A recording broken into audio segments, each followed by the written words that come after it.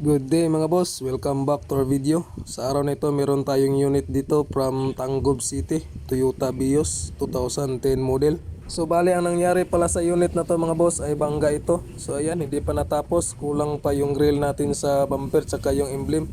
So pinalitan pala natin yan ng buong radiator assembly, pati na rin yung condenser ng aircon.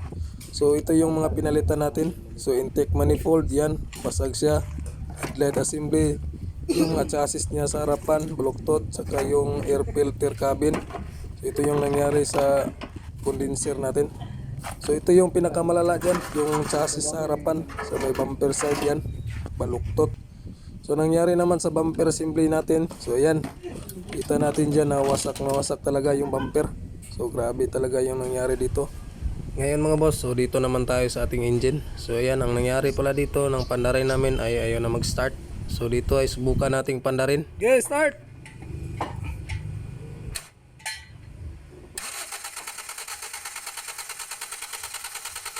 So ayan mga boss, ang nangyari dito ay cranking lang talaga at ayaw na mag-start yung engine. So dito naman tayo sa loob. So observe natin dito mga boss. So tingnan natin sa ating cluster panel. So yan, i-try natin on yung ignition. So yan mga boss, so meron naman mga display dyan. So meron naman check engine. So yan, subukan din natin i-start ulit. So yun, cranking lang talaga at ayaw mag-start yung engine natin. So ang unang gagawin natin dito mga boss, so katulad ng dati, so basic troubleshooting muna tayo. So ang ginawa ko dito ay chine-check ko muna yung mga fuses niya sa harapan sa may battery side.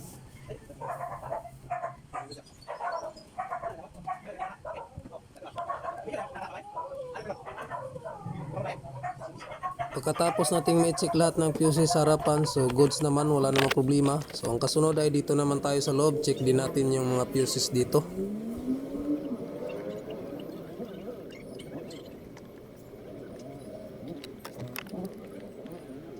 Pagkatapos nating ma-check lahat ng fuse dito sa loob mga boss ay okay lang, walang problema siya. So goods lang naman.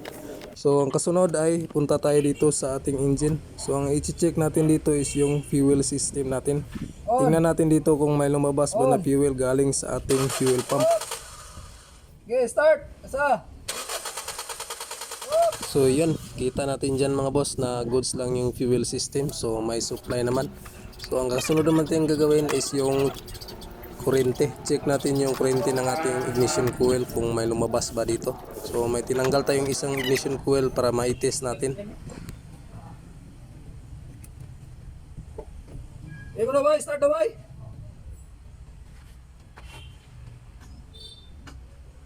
Okay.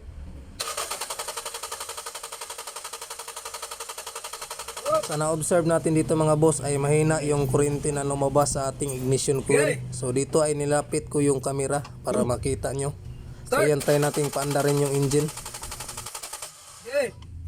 Yan mga boss, kita natin dyan ay mahina talaga yung kuryente at minsan din ay nawawala. So ayun mga boss, ang ginawa ko muna dito ay check ko yung supply voltage sa socket ng ating ignition coil. So titingnan natin dito kung mayroon ba siyang positive, negative at signal na galing sa ating ECU. So magsimula muna tayo sa ating number 1 socket sa ating ignition coil. Okay, start. Okay. So dito sa ating number 1 socket mga boss ay goods lang. So kompleto sa supply. So dito naman tayo sa ating number 2 socket ng ating ignition coil. So observe natin dito. Yun mga boss, so goods lang naman dito sa ating number 2. So punta naman tayo dito sa ating number 3 socket ng ignition coil natin. Okay, start. Dito naman sa ating number 3 mga boss ay goods din naman. So punta naman tayo dun sa ating panghuling na socket sa number 4 ng ating ignition coil.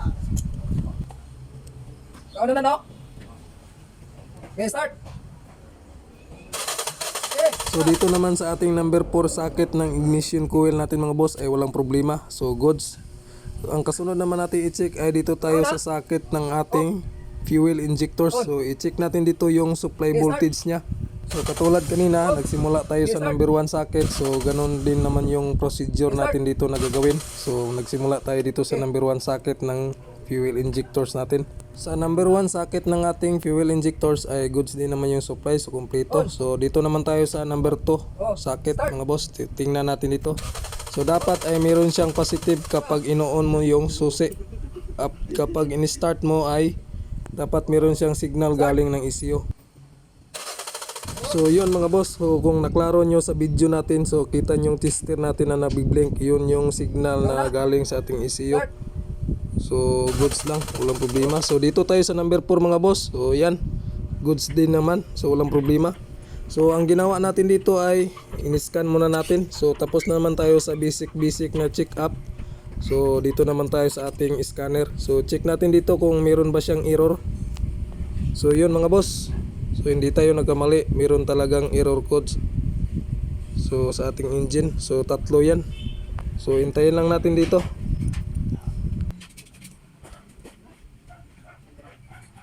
So dito mga boss, meron tayong tatlong error code sa ating engine. So yan ay isa lang, circuit of camshaft position sensor. At saka meron pa dito sa airbag kasi pumutok yung airbag natin. So ang ipopokus natin dyan is yung sa engine natin, yung camshaft position sensor. So ang gagawin muna natin dito ay tanggalin muna natin yung socket at ititest natin kung may reading ba siya na voltage.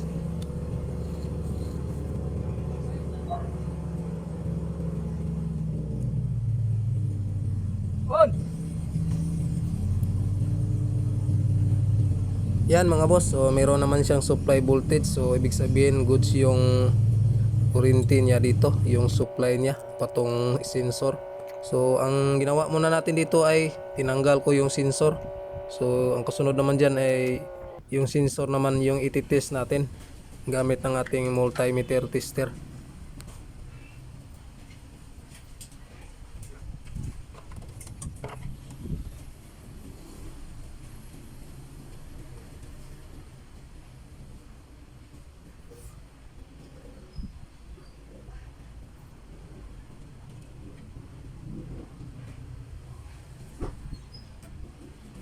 Dito mga boss, nang ma-test natin yung sensor, so nakita natin dyan na mahina na yung resistance niya. So na-confirm na natin dito na ito talaga yung sira. Kaya nagdesisyon na tayo dito na papalitan natin yan ng bago. So inutusan ko muna yung kasama natin. Dan. Yan mga boss, so fast forward tayo. Nandito na yung ipapalit natin na parts. So surplus lang pala yung nabili natin dito. So ito yung luma. So ilagay natin dyan. So at ito naman yung surplus na nabili natin. So subukan natin ditong ikabit kung goods ba to. So dito ay fast forward muna tayo mga boss.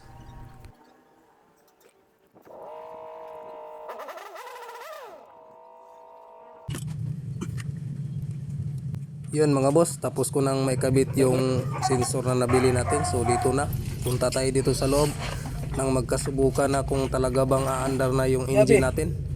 So dito ay yung ginawa natin ay i-on muna natin yung ignition. Moment of truth na ni boy. Tingnan na to boy. Wonder baka ni. Wandar. Andar gyud. Pero One click boy oy. one click. So yun, tama talaga yung diagnose natin dito mga boss. So yan, subukan natin paandarin ulit. Yun, one click na nga pero nakailaw yung check engine niya. Andar na pero check engine. Lagi gat engine. Off na to balik. So yun na nga mga boss. So nakaandar na yung engine natin pero nakailaw yung check engine sign. So ang gagawin natin dyan ay kailangan nating i-delete sa ating scanner.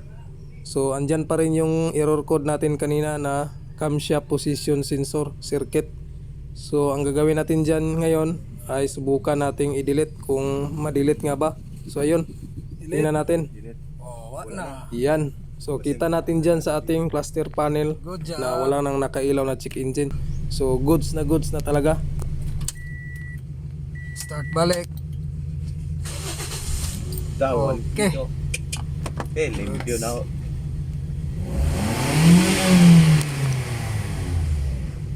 So dito mga boss, punta muna tayo dito sa ating engine. So yan, observe natin dyan. Start So kita natin dyan na kondisyon pa talaga yung engine niya. Oh. So malamig pa yung andar. So try natin yung i-RPM.